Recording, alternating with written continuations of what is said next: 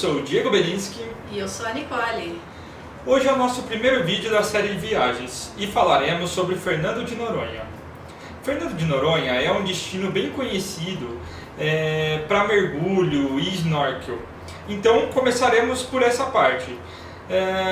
Você ir para Fernando de Noronha e não mergulhar é a mesma coisa que você ir para Roma e não ver o Coliseu. Ou você ir para a Muralha da China e não caminhar. Muralha da China é foda, né? Se você for para a China, por exemplo, e não caminhar nas muralhas.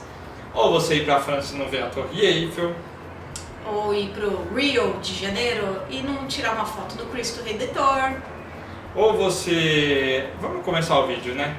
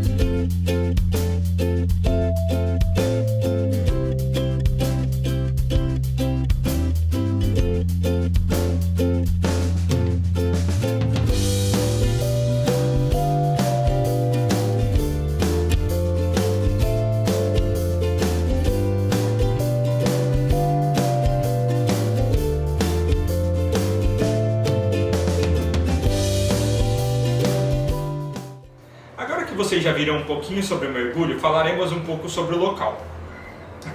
Fernando de Noronha é um arquipélago composto por 21 ilhas.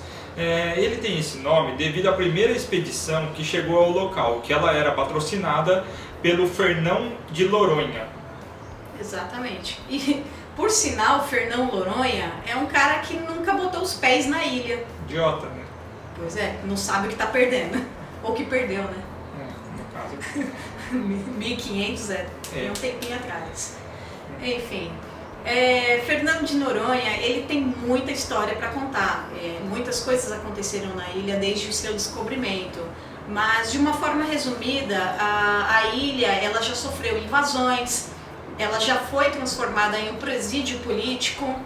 E hoje em dia ela é considerada pela Unesco um patrimônio mundial e ela é protegida ambientalmente, né? Imagina ficar preso na ilha, que legal. Meu, eu acho que eu queria ficar presa nessa ilha, né?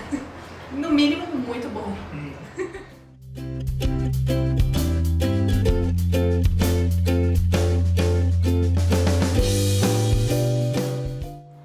Como vocês já devem ter ouvido falar, você ir para Fernando de Noronha é muito caro, não tem como, passagem aérea é um absurdo. Porém, existem algumas dicas que a gente vai dar no vídeo. A primeira delas é que você pode economizar nas passagens aéreas se, por exemplo, você planejar a sua viagem e comprar as passagens com um pouquinho mais de antecedência. Geralmente as companhias aéreas vendem essa passagem um pouco mais barata se você compra ela com antecedência. Segundo, existem muitos sites que fazem essa comparação de valores e oferecem alguns preços muito em conta. Então fiquem ligados nesses sites que aparecem umas dicas muito boas. E uma terceira dica aí, que essa é preciosa aí, principalmente para essa galera como a gente, tá fazendo mochilão por aí, tem que aproveitar ao máximo milhagens, gente. Então assim, em todas as companhias aéreas que vocês voarem, se cadastrem no programa de milhagens, acumulem milhagens, cartão de crédito.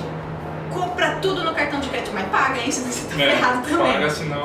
Mas acumulem milhas aí no cartão de crédito, porque com milhagens você consegue fazer muitas viagens e economizar muita grana aí utilizando pontos e milhagens.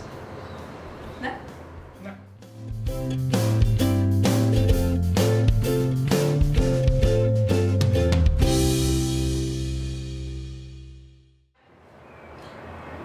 Comprei minhas passagens aéreas, tudo organizado, e agora? Aonde eu vou me hospedar?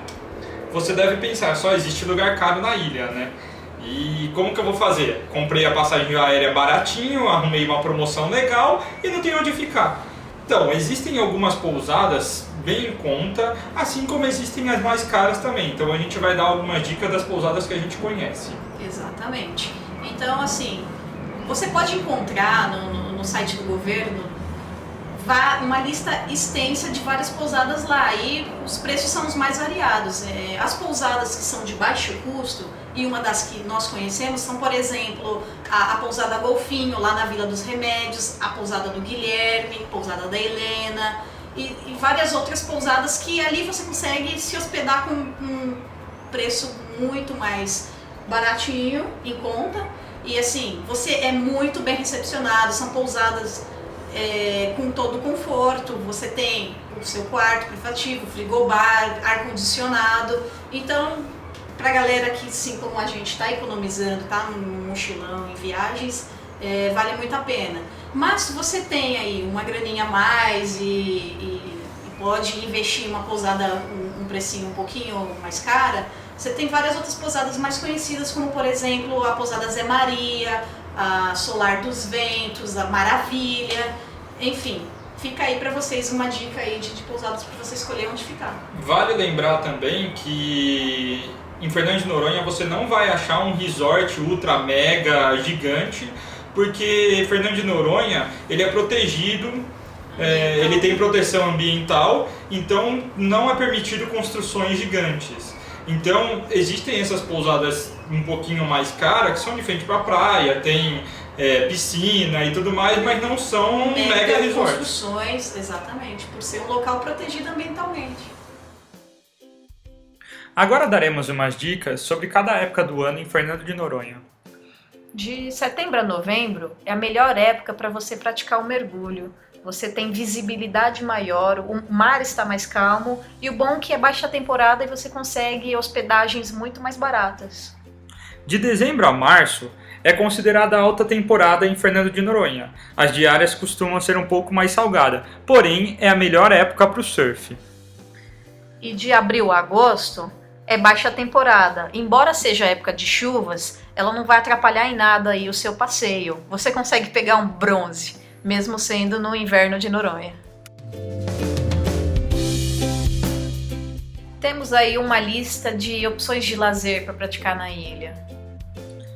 Se é a sua primeira viagem, é interessante você fazer o Ilha Tour, que é um passeio onde eles te levam para conhecer a ilha e te dão dicas sobre o local. Uma outra opção é você fazer passeios de barco. Uma boa pedida seria fazer o Plana Sub ou o passeio de barco, onde você no final da tarde vê o pôr do sol. Para a galera mais radical, existem diversas opções de trilhas e um ponto para praticar rapel, com lindo visual, super divertido. E o grande chamariz da ilha é a prática do mergulho. Mesmo se você não tem credencial, você também pode praticar o mergulho e fazer aí um batismo guiado por um instrutor. E para a galera que já tem credencial, a ilha dispõe de vários pontos onde você pode estar aí mergulhando e vendo toda a diversidade.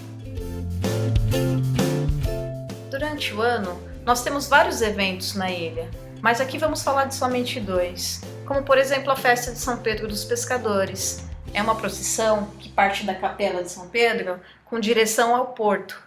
De lá, vários barcos seguem uma barquiata tradicional, fazendo homenagem ao santo protetor dos pescadores. Temos também a tradicional Regata Internacional de Recife. Atrai todos os anos competidores do Brasil e de várias partes do mundo.